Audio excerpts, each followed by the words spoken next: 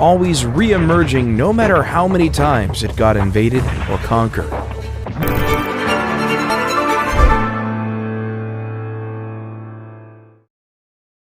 The area of modern-day Iran in historical Persia has been inhabited since early prehistory. It also saw some of the earliest agricultural villages in 7200 BC, notably Choga Golan and Choga Bonut, in the Zagros Mountain in the west of the region and forming the western border of modern-day Iran. We know from these sites that wild barley, lentils, and various legumes were cultivated. We also found a 7,000-year-old jar of wine, now on display at the University of Pennsylvania.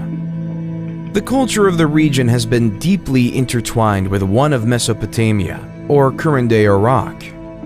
One of the first cities, the Sumerian city of Uruk, is considered to have extended eastward, creating the city of Susa in 4395 BC, or maybe even earlier.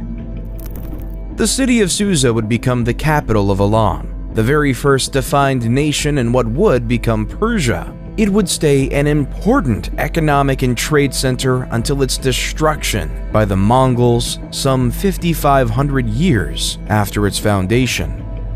Instead of a modern nation-state, Elam was most likely a coalition of different people and tribes living in the mountain. Elam was the name given to them by the Mesopotamian civilization, and they most likely called themselves something like Haltami or those of the high country. This defined characteristic of the Persian people, the people of the mountain, would stay, and it would contrast the people of the plain to the west in modern-day Iraq. The two would often fight, and at times dominate each other.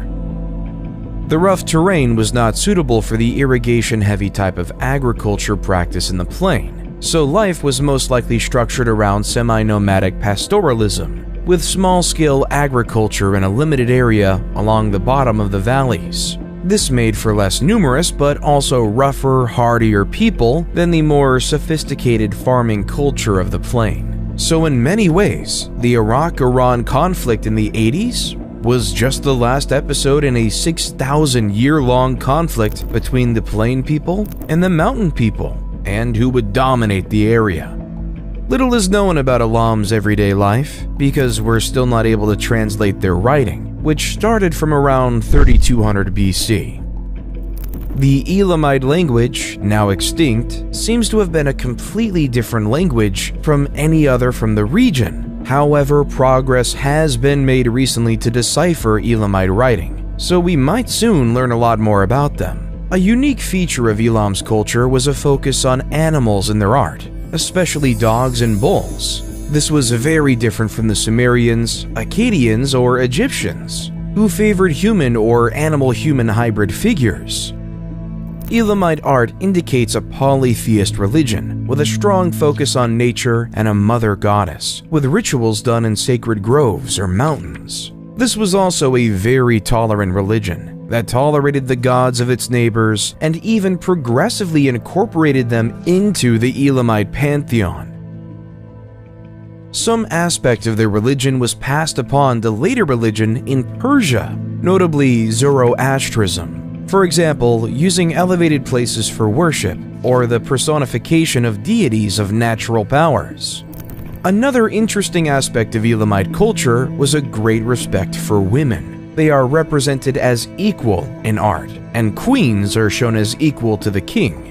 This cultural trait would be preserved later in the position of women in Persian societies. In an earlier era, Elam was frequently invaded by its more powerful neighbors from the plains, which was more populous thanks to highly advanced irrigation systems. In fact, Elam is the loser in the first ever recorded war, with the invasion and looting by the Sumerians of Elam in 2700 BC. Susa would also be under Sumerian control, under the rule of the legendary Sargon of Akkad. But nothing lasts forever, and by 1100 BC, Elam was the rising power in the region. King Shutruk-Nahunti went on a series of conquests, rolling over most of the cities around Babylon. Later, Elam would stay powerful but would fail to rule the region due to infighting between the heirs of King Shutruk. The king of Babylon, Nebuchadnezzar, would in turn conquer Elam in 1120 BC, illustrating the difficulty in obtaining a lasting victory in the region.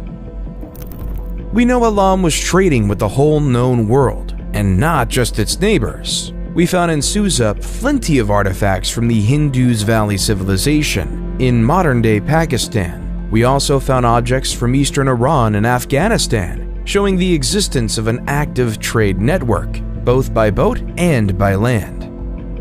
Afghanistan was also one of the major sources of tin, an essential metal to make bronze, the most advanced metal of the period. No doubt, Elam must have been involved in that trade and maybe resold tin from the east to the Mesopotamians, or even the Egyptians. They were also selling stone, metal, and wood that was lacking in the more desertic plains, crossed by the Tigris-Euphrates river system. This trading road would keep getting more and more important, and slowly involved in the Silk Road, connecting Europe to Asia, with Persia as the connecting point between the two. Progressively, Elam's power faded with the entry of the Iranian or Aryan people into the region. They were nomads who originated from the steppes of Eurasia, living a life similar to proto-slaves, Turks, and Mongols. Over time, Elam and Iranians started to mix, especially in the south of the country. This was a gradual process that stretched over more than a millennium, starting in 2000 BC. Elamite culture would persist long after the Iranian people became dominant in the region. For example, the Elamite language was for a long time used as the main administrative language. This would indicate that if the Iranians ruled and colonized the area, the legal and administrative system was still manned by native Elamites. One of these Iranian groups, the Medes, started to federate the region under the banner of the first real Iranian emperor, Deioces, who reigned from 727 to 675 BC, according to Herodotus. To give you an idea, the highly embellished tales of the 300 Spartans fighting Persia were from Herodotus. So, while important, Deioces might not have actually been the ruler of the whole of Iran. In any case, the Medes' unification was in large part a reaction to the brutal conquest and oppression by the Assyrian Empire. Deioces' grandson Cyaxares would ally with the Babylonian and destroy the capital of the Assyrians, Nineveh, in 612 BC. By 700 BC, the area was mostly populated by Iranian people, like the Medes, Persians, and Parthians. The Medes might have been the founder of the first Iranian Empire and the downfall of the Assyrians, but it would be another group that would take the lead of the region. The Persians, under Cyrus the Great, would form the First Persian Empire, also called the Achaemenid Empire.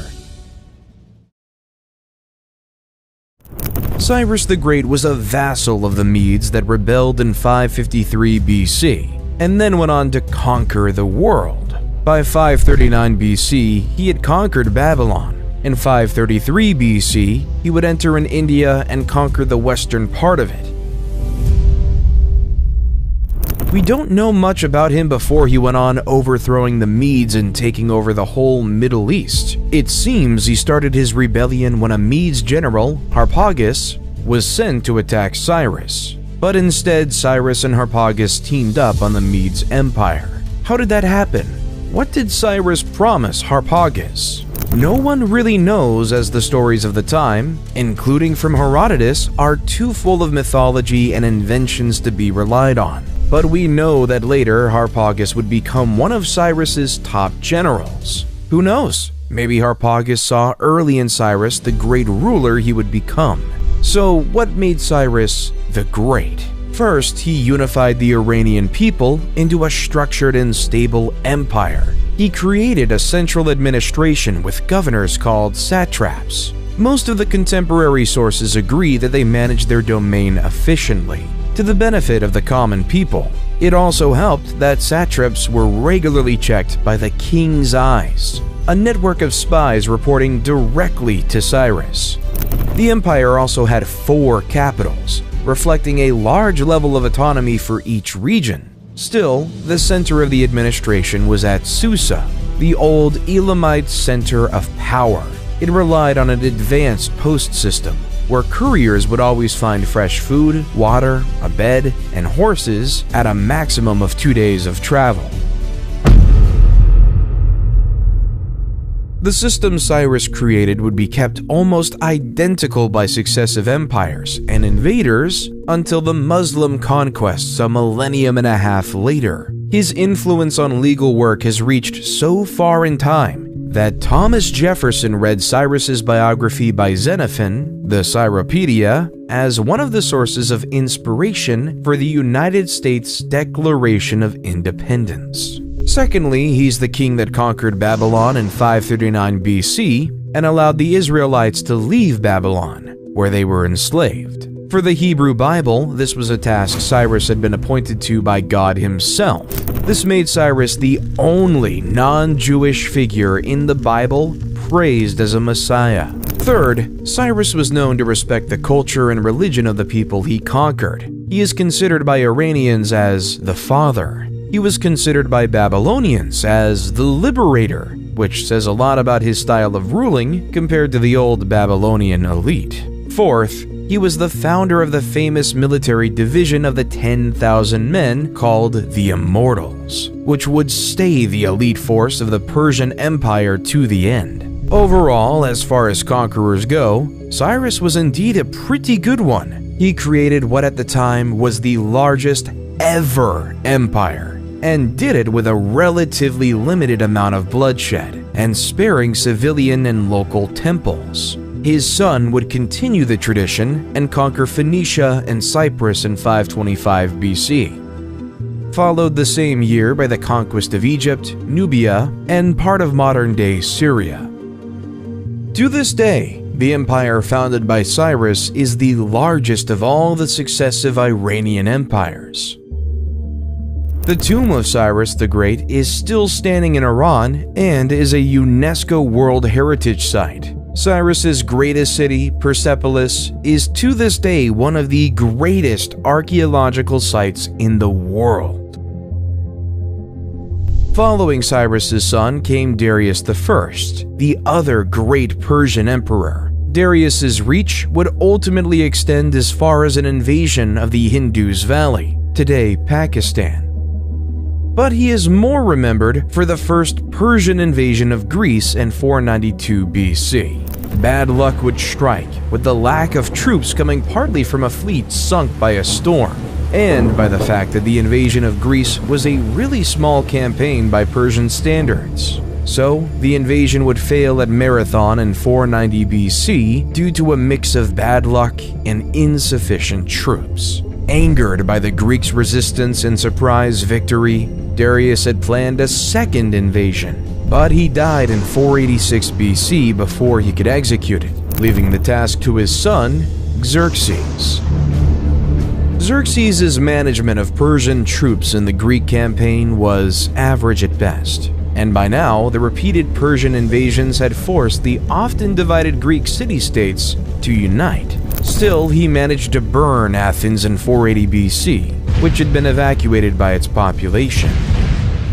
The Battle of Salamis in 480 BC would see the Greeks destroy the Persian fleet. Fearing being stuck in Europe, Xerxes retreated. He also had to put down a rebellion in Babylon at the same time. The remaining Persian troops on the continent were finally defeated at the Battle of Plataea in 479 BC. Xerxes would end up assassinated in 465 BC by the commander of the royal bodyguards. The Greeks and the Persians would keep fighting for influence over Anatolia and the Greek islands for the centuries to come, with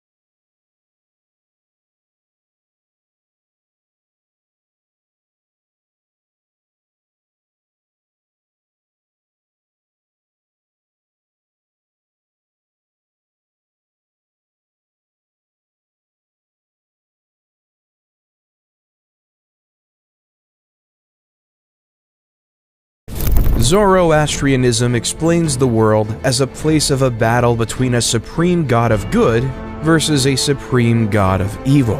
It also contained belief in free will, life after death, and theology of angels and demons, heaven and hell. Historians of religion consider that Zoroastrianism had a major influence on other Abrahamic religions, Buddhism and Greek philosophy.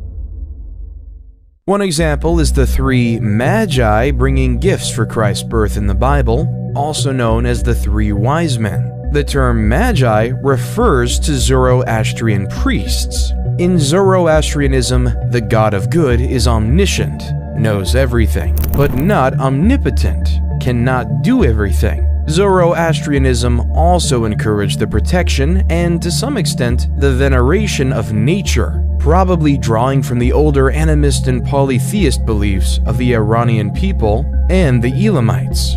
Fire was playing a major role in the religion, with prayers usually done in the presence of a fire and sometimes flowing water. The Zoroastrian idea of the law of Asha, or truth and righteousness, was also claimed as an inspiration for Cyrus the Great's style of ruling and lawmaking, even if he didn't impose Zoroastrianism on the people conquered by Persia. Zoroastrianism is still practiced today as a minor religion in India and Iran. Overall, the Persian Empire seems to have been a relatively tolerant and good one, as far as empires go. It would punish rebellions harshly, but then respect the local culture, customs, and religions of the conquered people. Its governing principles were autocratic, but with a goal of improving the common man's life and developing a just and productive system, run by an efficient administration with many safeguards against corruption and abuse of power.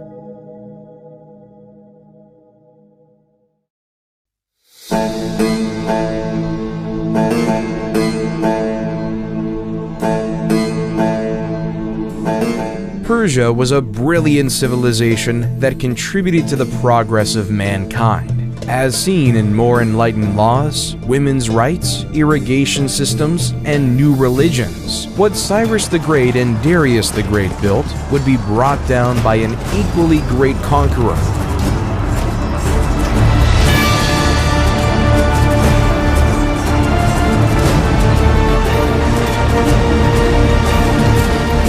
The Macedonian Alexander the Great. Alexander was a great admirer of Cyrus. Reading from an early age Xenophon's Cyropedia, one key aspect Alexander took from Cyrus's biography was his heroism in battle. Alexander was the king of Macedonia, a kingdom at the northern fringes of the Greek world. He was born in 356 BC and tutored personally by Aristotle. Yes, the Aristotle, the father of Western philosophy. Alexander was already commanding an army and ruling in his father's absence at 16 years old. And then he became king at only 20 years old. His father, Philip of Macedon, had united under one banner the Greek cities Illyria, the modern-day Balkans, and Thrace, modern-day Bulgaria and eastern Greece. Philip was assassinated in 336 BC by the captain of his bodyguard, similar of the fate of Xerxes more than a century earlier. The beginning of Alexander's rule showed he could be ruthless. He had one of his cousins and two Macedonian princes executed. Whether they were responsible for the assassination of Philip or not is unsure. What is sure is that it made his position in the throne very secure.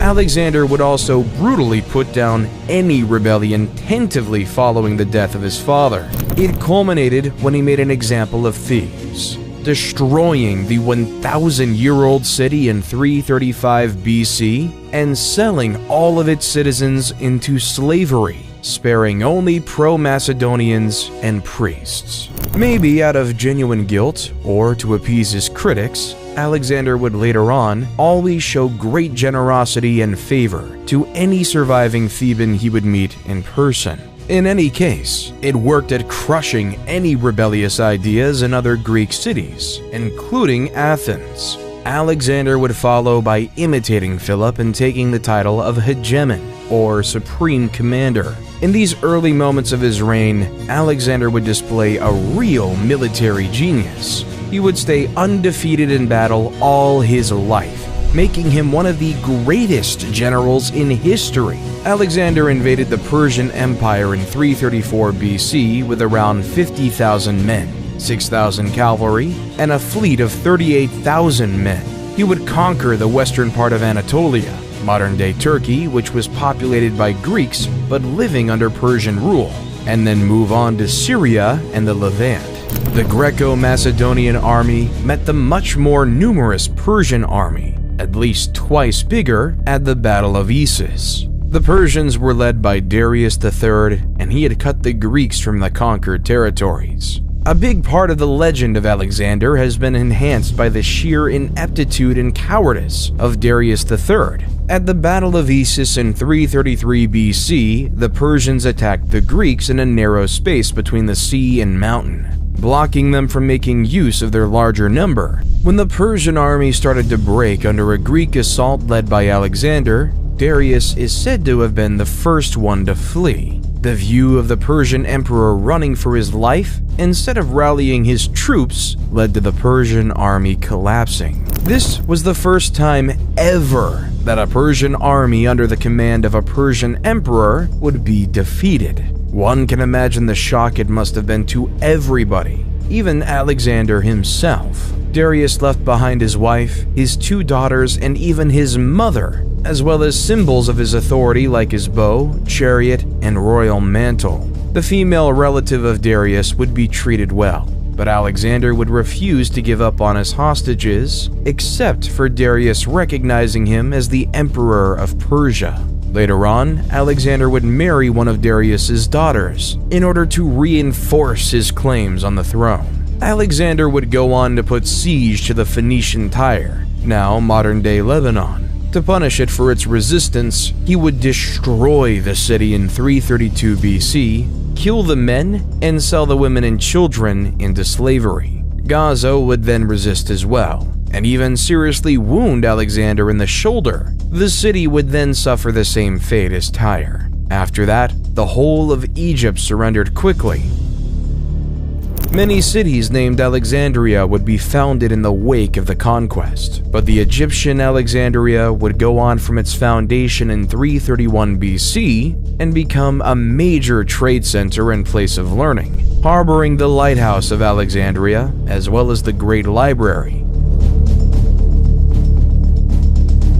2 years after the Battle of Issus, Darius would flee again at the Battle of Gaugamela in 331 BC. This was despite once again commanding a larger army, fighting on a favorable terrain this time, and having competent and experienced soldiers and commanders. He apparently again fled first, way before any clear winner of the battle could be decided. From there, the Persian Empire would never recover. The rest of Persia fell right after, with Darius unable to successfully raise a full third army. The fate of the previous 2 must have made volunteers quite rare. In addition, the benevolence of Alexander to places that surrendered made it an attractive option at this point, and his brutality against Tyre and Gaza made it a bad bet to resist too hard as well. Alexander's military genius should not be dismissed, as he showed real prowess in his campaigns to keep control over his vassals since he was 16 years old.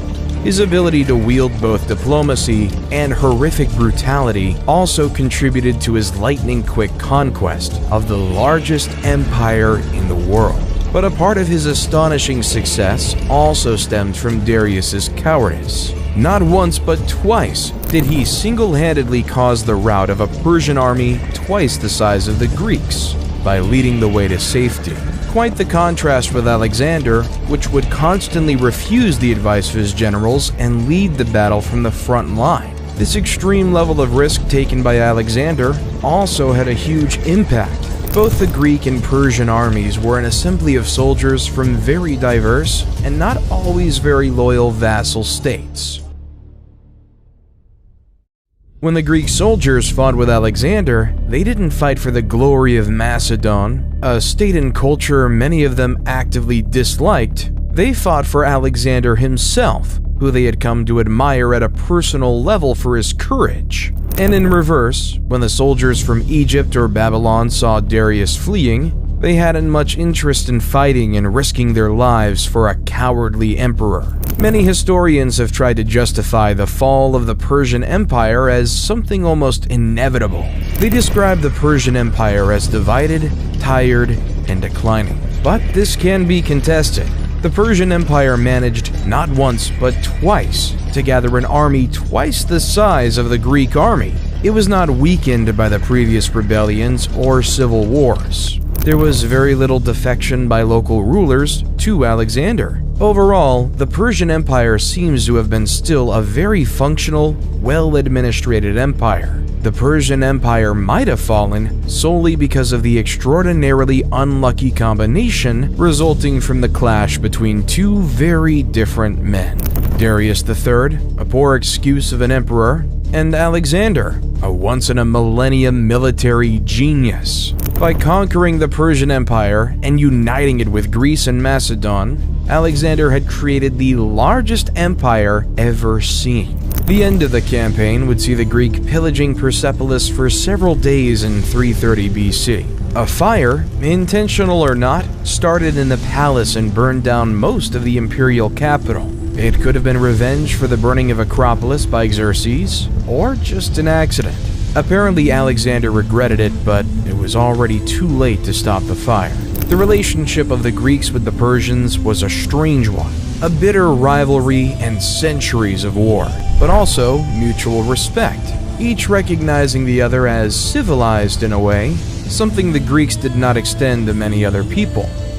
Plutarch tells us that Alexander paused by looking at a statue of Xerxes and asked the statue, "Shall I pass by and leave you lying there because of the expeditions you led against Greece? Or shall I set you up again because of your magnanimity and your virtues in other respects?" Alexander would end up hunting pretenders to the succession of Darius III all over Central Asia, in modern-day Turkmenistan, Afghanistan, and Tajikistan.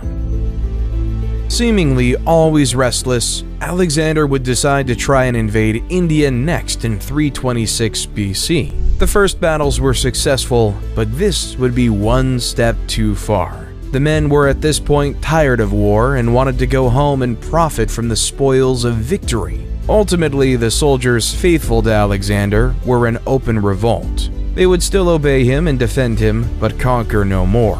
Alexander would be back in the old Elamite city of Susa in 324 BC. During the campaign, Alexander started to try to build his legitimacy as a Persian emperor in the eyes of his new subjects. This led to tensions between his Greek troops and him. One remarkable example is when Alexander, drunk, would end up killing a friend that had saved his life previously. The deadly fight started over accusations that Alexander had become corrupted by an Oriental lifestyle. Another issue was how to integrate the Greek and Macedonian veteran with the Persian officers. The initial mixing of command helped, giving Persian troops to Greek officers and the other way around. He also notably tried a wave of mass marriages between his officers and noble women of Susa, the now Persian Old Elamite capital. This would not have durable effects. When finally settling back, he started to put in order to the administration, including executing several satraps that had proven themselves corrupt or disloyal. Shortly after he came back to Persia, Alexander died suddenly in 323 BC. The likely cause was a fever caught in a nearby swamp. But of course, previous attempts and his position led to speculation about poisoning. There are dozens of theories about his death, none conclusive. Some would find it somewhat poetic that a man able to bring down an empire and survive countless battles and injuries would not fall from intrigue, but an ordinary and unglorious cause, like a disease. He would be buried in Alexandria, but what happens to his remains is unclear past the 2nd century AD. Conquest of Persia by Alexander would have lasting consequences. When Alexander was on his deathbed, his generals pushed him to name who the throne should be granted. He would have responded, "To the strongest." This led to the fracture of the empire in four: Macedon in Greece, Thrace in the west of Anatolia, Persia proper with Central Asia, Iran, Iraq, Syria, and Lebanon, and Egypt, which also ruled over part of the Levant, Cyprus, and South Anatolia. The fragments of Alexander's empire would stay under Greek control or influence for most of the next 3 centuries. This period is referred to as the Hellenistic period. The local population would actually not see their life changed by much. It was mostly the aristocracy that changed into fully Greek, or a mix of Greek and Persian or local culture. A good example is the Ptolemy dynasty. Started by General Ptolemy, they would rule uninterrupted until Roman times,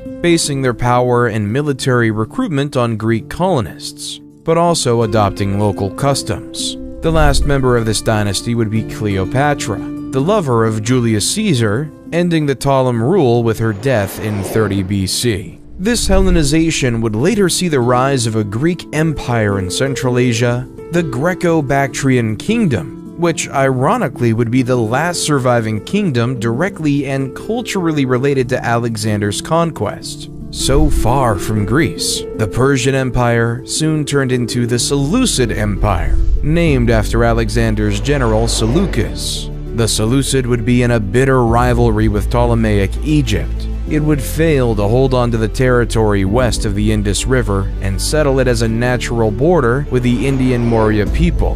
The Seleucid would try to expand westward into Greece, but would be defeated by the Greeks and their Roman allies. This would weaken the empire and open it later to conquest by the Parthians. The Seleucid would turn out unable to hold on to their empire, with their most lasting legacy being the Hellenization of the region. That same process, pushed by a stream of an immigrant from Greece, would ultimately weaken the empire, with notably the Jewish population successfully rebelling. By the time of Christ, the Greek language would be used for language of learning, trade, and culture. The first Bible would be written in Greek as well. In the Near East and Iran, the Greek influence would slowly fade away, with a progressive return towards Iranian and Zoroastrian ideas. The Bactrians in Central Asia would turn out to be the last standing Hellenic kingdom, with a culture mixing Greek heritage and Buddhism, also called Greco-Buddhism. It is from this region that Buddhism spread toward China. The Parthians were an Iranic nomadic people, living in modern-day Turkmenistan, not unlike the Medes and Persian before them. They were ruled by the Seleucid through Greek satraps until they rebelled and took over the empire. The one to accomplish that was Mithridates I the Great.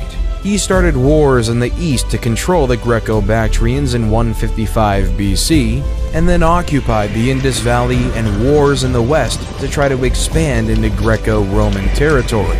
This follows a now familiar pattern in Persian history. First, there are some natural geographic features. A center of power always based around modern-day Iran, and trying to expand east towards Central and India, and west towards the Levant and Anatolia. Competent emperors manage to expand, bad ones see the empire contracting.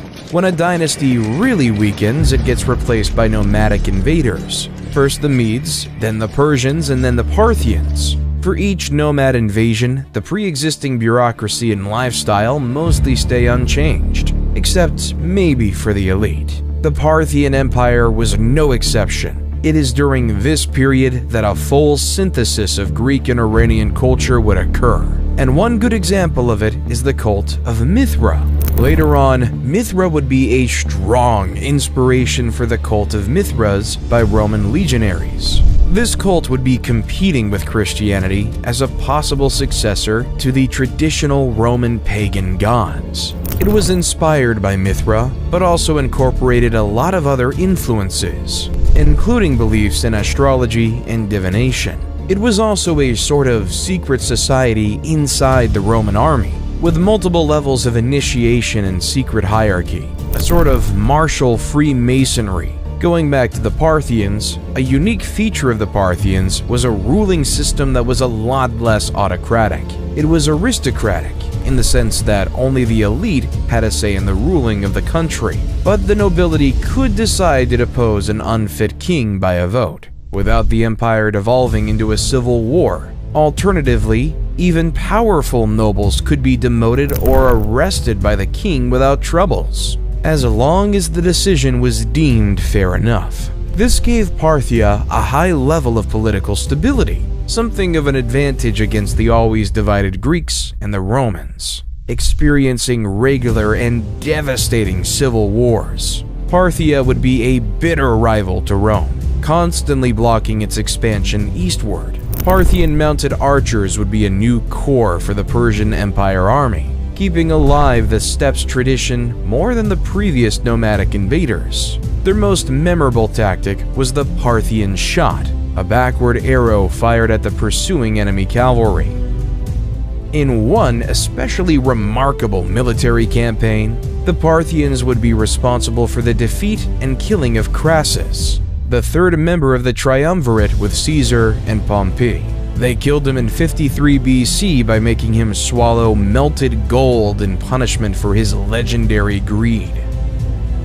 The Sasanian Empire would be the last pagan, as in not Muslim, iteration of the Persian Empire. The best way to look at the Sasanian replacing the Parthian is by looking at the origin of the founders of the dynasty and their ideology. They were from an old Persian noble family, from the same region that Cyrus the Great came from. The empire they built from 224 AD would put back Iranian culture at the center of Persia, with Zoroastrianism turned into a state religion. Hellenization would partially stay, but be much weaker in Iran than in the fringes of the empire, like in the Near East neighbors such as Lebanon and Israel. Other religions would be tolerated, but this characteristic would be essential in distinguishing this new Persian Empire from the Roman Empire, now turning into a Christian empire. Later on, the Sasanian would be the most dangerous and threatening rival to the Eastern Roman Empire, also called the Byzantine Empire. It is during the Sasanian Empire that the Jewish Babylonian Talmud would be composed, as the empire harbored several Jewish centers of learning. The Sasanians saw the rise of Manichaeism, created by the prophet Mani. It was a religion claiming to be the final revelation, synthesizing the teaching of Zoroaster, Jesus, and Buddha. As a result, it angered the hierarchies of all the main religions of the time. Manichaeism would spread quickly, even if repressed by the Sasanian Empire's leadership, but would be ultimately crushed by the various governments in the West, China, and the Caliphates, and disappear completely by the 14th century. It would nevertheless be very influential on many Gnostic branches of Christianity like the Cathars. The Sasanian Empire would also be a lot more centralized and urbanized compared to the Parthian culture, more influenced by nomadic lifestyles. The Sasanian Empire would develop relations with the East further than the previous Persian Empire. Since the Bronze Age, trade with India and China had created a prosperous trade network, the Silk Road. It took its name from the invention of silk by the Chinese in the 4th millennium BC, and the beginning of its trade out of China from the time of the Persian Empire. The Sasanian and Chinese would also exchange artists, like musicians and dancers, and they cooperated in defending the Silk Road from the ever-present threat of nomadic pillagers from the center of Eurasia. They would also take over the trade with the Indian Ocean, kicking out the Romans from it. The Sasanian Empire is often described as the height of classical Persian culture, and a lot of their philosophy, architecture style, literature, and engineering would later be considered Muslim by foreigners, as the Sasanian style would be exported to the whole Muslim world. They might have even invented the very first electric battery, the so-called Baghdad battery. It was a pot with a metal component inside, able to generate electricity, similar to a AAA battery, and we have no idea what it was used for. Just when Muhammad was preaching Islam and federating the Arab tribes, the Sasanian and Byzantine empires had been fighting a multi-decade war of attrition against one another. A plague, known as the Plague of Shiro, also caused a lot of damage in 627 BC. Invasions by Turkish tribes reduced the military capacity of the Sasanian Empire as well. The weakening of the state for the wars had an especially dramatic effect on the Sasanian Empire. When the Sasanian king Khosrau II was killed by his rival, a civil war erupted, with up to 10 people claiming the throne. The civil war lasted 4 to 5 years, from 628 to 632 AD. Just when the civil war had ended, the Arab Muslims attacked and invaded Mesopotamia. It was repelled, but then a second attack in 636 AD took from the Sasanian control of all of the land west of modern-day Iran. In 642 AD, another attack started, and the empire would fall less than 10 years later. The Persians would rebel and attack Arab governors and garrisons, but ultimately their resistance would be crushed by reinforcements from the Arabic Peninsula. The conqueror would burn Zoroastrian sacred texts and force conversion on the local population. Many would flee and form the ancestors of the current-day Zoroastrian communities in India and elsewhere in Asia. Non-Muslims would have to pay a heavy tax called the jizya and could be enslaved. Nevertheless, it would take until the late Middle Age for Islam to become the dominant religion in Iran. This conquest of Persia by Arab Muslims was almost replicated against the Byzantine Empire at the same time. The resulting Rashidun Caliphate would control all of the Middle East, including Iran, Egypt, Libya, Syria, and Mesopotamia, as well as parts of Central Asia.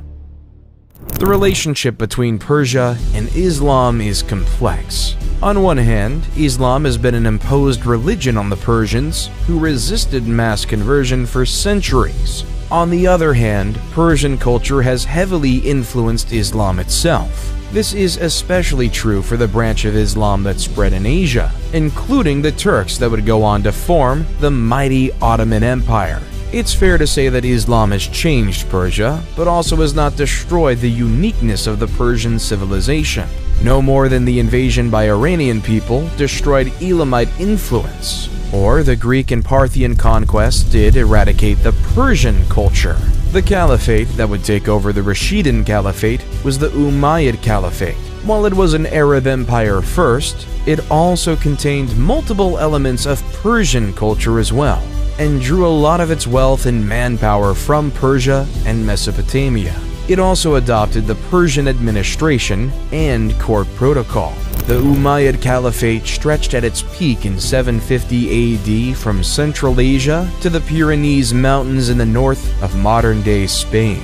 The enormously overstretched Umayyad Caliphate soon started to fragment into more manageable smaller empires. This was also in part due to a split about who should succeed Muhammad. Due to the religious nature of Muhammad's empire, this split evolved into a religious split as well. Shia Muslims believe Muhammad appointed Ali, Muhammad's cousin, as his successor. Sunni Muslims believed he did not, as that Abu Bakr, appointed by a council of senior Muslims, was the rightful successor.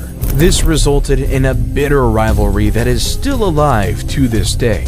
Over time, this difference about political succession evolved into differences in theology and culture as well. Shia Islam would initially be most preeminent in Egypt and North Africa. Nowadays, Iran is considered the leader of the Shia world. It is often opposing the rest of the Muslim world in majority Sunni.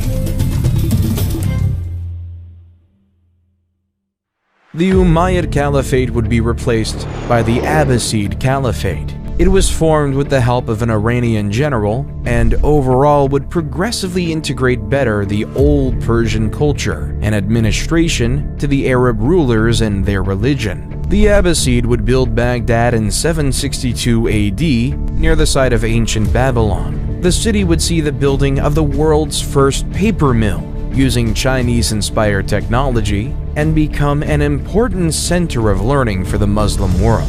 It would study, preserve, and copy Persian, Roman, and Greek texts. The Abbasids would also trade and exchange with the rest of the world, and contribute to the spread in the west of Asian inventions, like the sextant, the number 0, or gunpowder.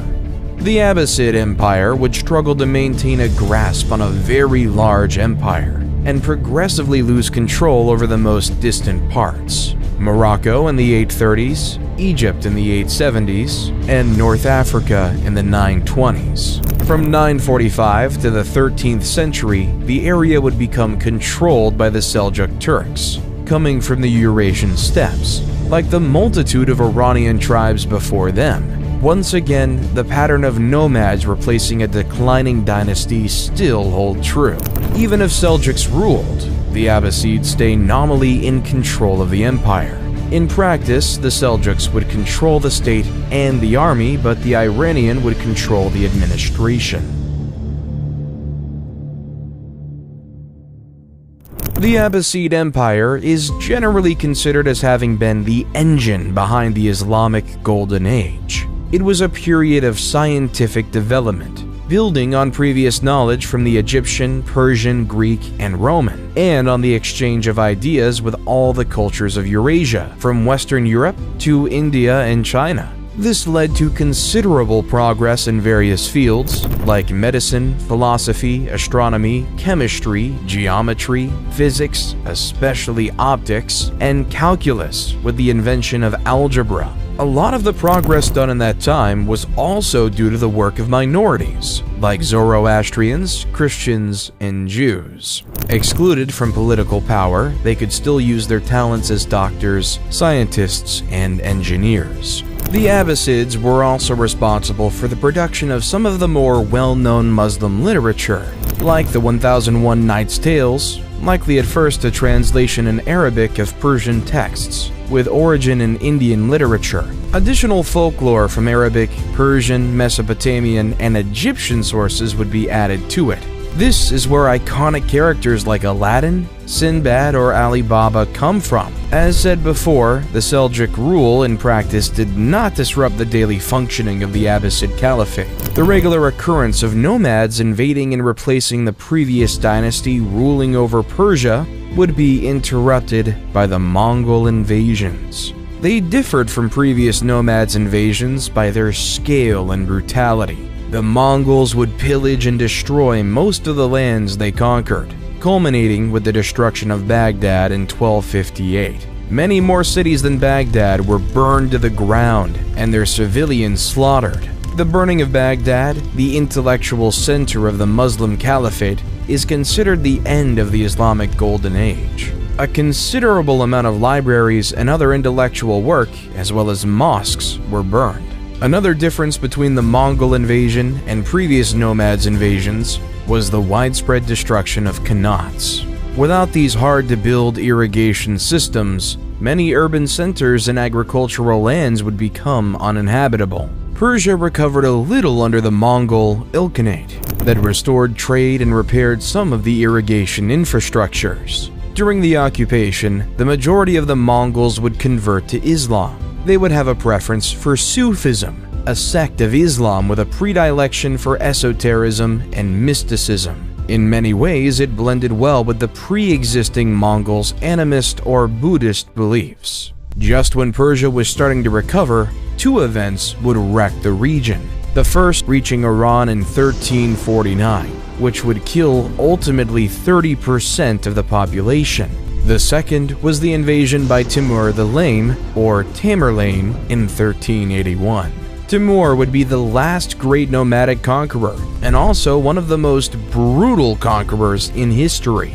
He got his nickname due to injuries to his leg and 2 missing fingers from arrow wounds suffered in his youth. His tactic was simple.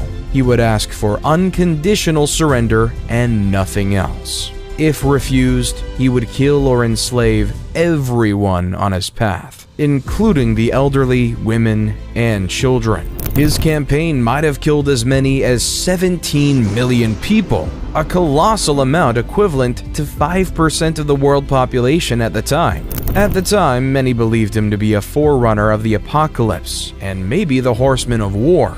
In a paradox when considering his genocidal policies, Timur was also a great patron of the arts, especially architecture and poetry.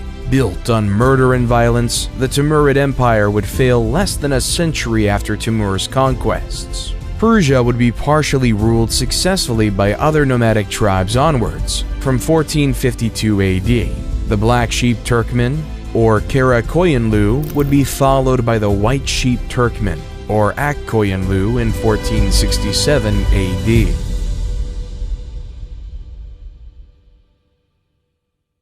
The destruction and chaos brought by the successive Mongols' invasions had, maybe for the first time in millenniums, durably shattered the unity of Persia, including its Iranian heartland. The political disorder gave space for religious movements to grow in popularity and restore order. The most influential of them were of Shia inspiration, and the dominance of Shia Islam in Iran dates to this period. Shah Ismail was a religious leader and noble of mixed descent, with his ancestors Turkoman, Kurdish, Greek, and Georgian. In a way, this made him a perfect ruler for a land that had been conquered and assimilated so many diverse cultures into its own unique template. Similarly, the nascent Iranian-style Shia Islam would quickly integrate many Sufi orders into Shia Islam. This would increase permanently the theological difference between Iranian Shiism and Arabic Sunnism. Between 1501 and 1511, Shah Ismail would have reconstituted a Persian empire, with familiar borders including Iran, the Caucasus, Turkmenistan, part of Afghanistan, and some control over Mesopotamia. The main struggle for the Safavid Empire would be their powerful western neighbor, the Ottoman Empire. While Iran was overrun by Timur and other nomadic tribes, the Turks had created a powerful empire in Anatolia that would succeed in the century-old goal of the Muslims' empire to conquer Constantinople. The Ottomans also controlled the Balkans, Greece, the Levant, and Egypt. At its peak, it would extend into North Africa and Ukraine and put Vienna under siege twice. Together, the Ottomans, the Safavids, and the Mughal empires would form the so-called Islamic gunpowder empires. Their expansion and armies were heavily based on the early mastery of gunpowder. They would form stable, rich, innovative, and expansionist empires. The Safavid Empire was a meritocratic society, where people might inherit the position of their father, but only if they prove worthy. The Safavids would have relatively friendly relations with the Mughals, as they were separated by the harsh mountains of Afghanistan and Pakistan. On the opposite, the Safavid and Ottomans would regularly clash over the control of Mesopotamia, the Caucasus, and East Anatolia. This rivalry with the Ottomans contributed to friendly relations with European powers. The Safavids, under Shah Abbas I the Great, would trade with the Dutch East India Company, and even establish an alliance with the Austrian Habsburgs. Abbas took back from the Ottomans Baghdad, eastern Anatolia, and Georgia by 1618. This military success had been made possible due to the modernization of the army, following the model of the British Army and under the instructions of Sir Robert Shirley. The relationship with England was well established, and it was with help from the British Royal Navy that Shah would kick out the Portuguese from Bahrain and Hormuz. Europe would also import from Persia the famous Persian carpets, silk, and other textiles. In general, living standards were equivalent to Europeans, at least for the commoners. However, Western visitors would notice fertile lands not being cultivated, blaming it on poor governance and a lack of interest in agriculture from the ruling elite. Many monuments in Iran standing to this date trace back to the Safavid period, including the several monumental and richly decorated mosques in Isfahan. Isfahan would be a center of learning.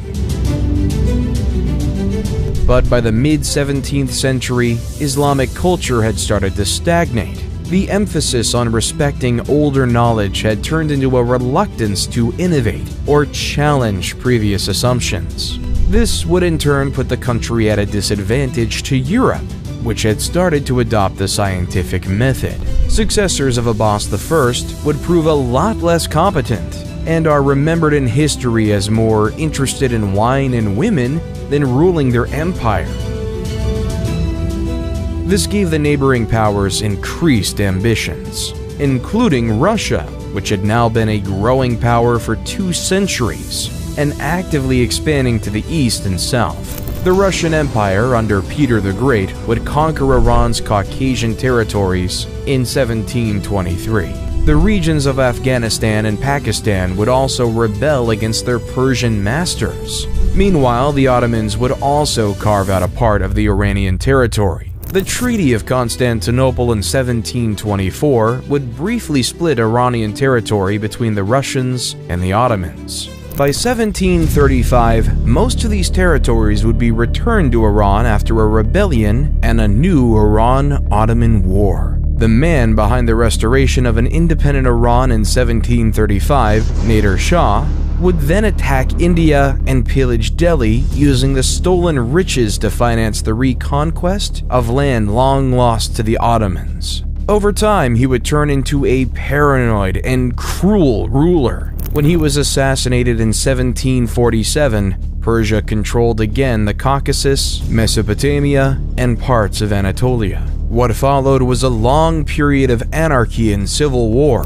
The winner of the civil war, who would found the Qajar dynasty in 1796, was Aga Muhammad Khan. His reign would be marked by the goal to re-establish Iranian control over the Caucasus. Like many other countries in that period, Iran would struggle to be independent when faced with increasingly powerful, industrialized, and aggressive European colonial empires. After Aga Muhammad Khan, Iran would permanently lose control over the region to Russia in the 2 Russo-Persian Wars of 1804 to 1813 and 1826 to 1828. And this was despite Russia fighting a very destructive war against Napoleon at the same time. Many Caucasian Muslims would refuse to live under Orthodox Russian rule and migrate to Iran. Later on, the ruling elite would essentially sell the country to foreign power influence, especially bidding Russia and England against each other. England, the colonial ruler of India, was increasingly on a collision course with Russia over the division of Central Asia and Persia. Several revolutions from 1905 to 1911 would weaken the rule of the Shah and increase demands for democratization. This would turn the old aristocratic Persia into the Iranian modern state, but also leave open to foreign domination. In 1907, the Anglo-Russia Convention would divide Iran into 2 zones of influence. The blatant disregard for the locals' opinion on the matter illustrates the loss of autonomy of Persia by that period. Foreign powers controlled the various factions, fighting for control of the country. The discovery of oil in 1908 contributed to increasing corruption and did little to help modernize and develop the country. In 1921, the UK would be struggling against the Soviet Union for control over Iran and its strategically important oil reserve. For the Soviets, access to the Indian Ocean and the ability to threaten English colonies in the Middle East and India was equally strategically important. With support from the British, Reza Khan would take power and establish the Pahlavi dynasty, which would rule until the 1979 revolution. Reza Khan would establish an authoritarian, nationalist, and militaristic government with a doctrine of secularism and anti-communism. Still, the company modernizes quickly. The authoritarian nature of the regime also made it prone to corruption and oppression. The secularism of the Shah's regime was resented by a devout population in majority Muslim. The tentative to westernized was also poorly accepted. including changes in clothing style, women's liberation, and many socio-economic reforms. During World War II, the Iranian government was initially tempted to side with the Germans. In response, the Soviet and English forces invaded the country. It would be a major transportation road for supplying the Soviet Union with American-made military equipment under the Lend-Lease Agreement. The post-war period would be marked by instability with the unresolved question of the relationship with Western powers. The new Shah, Mohammad Reza, initially ruled in a way that could have prefigured the country, turning it into a constitutional monarchy, akin to the UK or modern Spain. The relationship between the Shah and the democratically elected Prime Minister Mohammad Mossadegh would turn sour when the Prime Minister nationalized the British-controlled oil industry. Mossadegh was removed from power in 1952.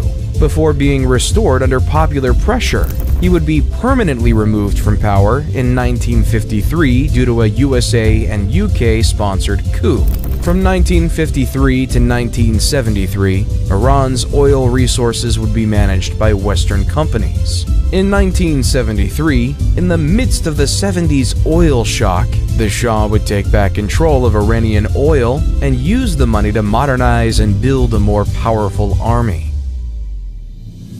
In 1979, the country would be taken over by the Islamic Revolution, transforming the country into the Islamic Republic it is today. Communist activists that contributed to the success of the revolution would be quickly purged, resulting in poor relations between Islamic Iran and atheist communist Soviets. Iran would cut all relations with the West, with the Iran hostage crisis a focal point.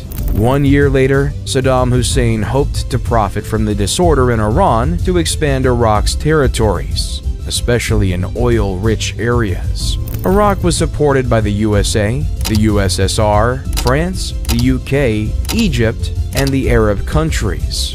Currently, Iran is under sanctions from the West for its nuclear program. Regionally, it's exerting influence over traditional Persian space like Iraq, Syria, and Lebanon, but also Yemen. It's also improving its relations with China and Russia and is joining China-led international organizations like the BRICS and the Shanghai Cooperation Organization. The Persian Empire today is known for being one of the most dominant and powerful empires throughout the course of history. Over thousands of years, the Persians have made numerous integral contributions to the world, from industry to culture.